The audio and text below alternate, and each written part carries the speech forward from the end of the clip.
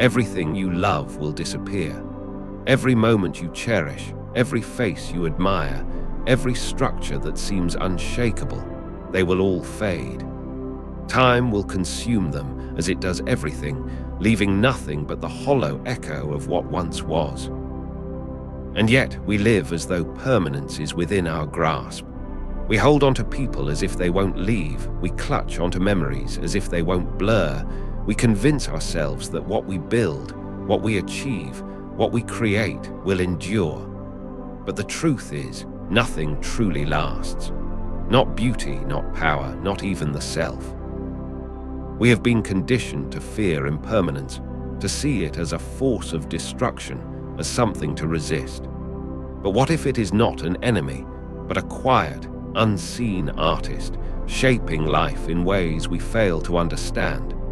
What if the very essence of beauty is found not in its ability to endure, but in its inevitable disappearance?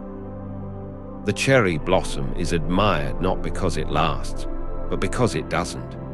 The golden hues of the setting sun captivate us not in spite of their briefness, but because of it. A song that ends too soon is remembered more vividly than one that overstays its welcome. It is the transient nature of things that gives them meaning. Impermanence is not an unfortunate accident of existence. It is its defining characteristic. If nothing faded, nothing would be precious. If nothing changed, nothing would ever truly be alive. The beauty of a moment lies in its inability to be held. The instant you try to grasp it, it dissolves. This is why nostalgia carries such a weight. It is not merely the longing for what has passed, but the realization that we were never meant to hold onto it in the first place. Our struggle against impermanence is futile.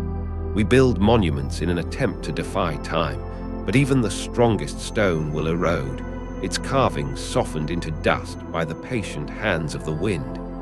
We immortalize moments through photographs, but what we fail to capture is the feeling, the weight of the air, the warmth of the sun, the unspoken connection between souls. These things cannot be preserved. They can only be experienced. And yet, despite knowing all this, we cling. We cling to beauty, hoping it will not fade. We chase youth, believing it to be the pinnacle of existence. We fear wrinkles, as though they are the cracks in the illusion we have spent our lives constructing.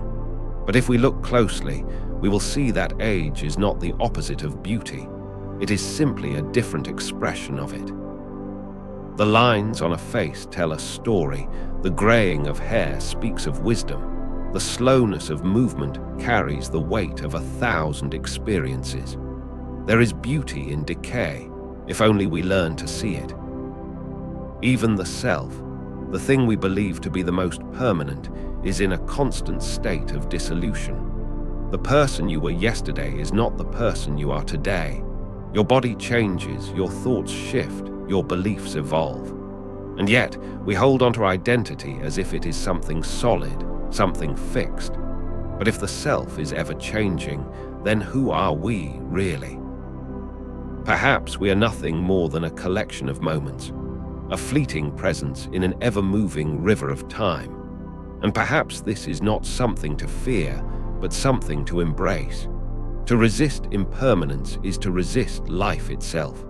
But to accept it, to truly understand that nothing is meant to last, is to be free. Because once we accept impermanence, we stop waiting for the perfect moment and start living in the present one. We stop chasing things that were never meant to be held. We stop fearing loss and start appreciating what we have while we have it. Ephemeral beauty is not something to lament, it is something to cherish. The flower that wilts, the laughter that fades, the love that is here one day and gone the next. These are not tragedies, they are reminders. Reminders that nothing lasts, and that is precisely what makes life worth living. If you enjoy this type of content, please like, share, and subscribe.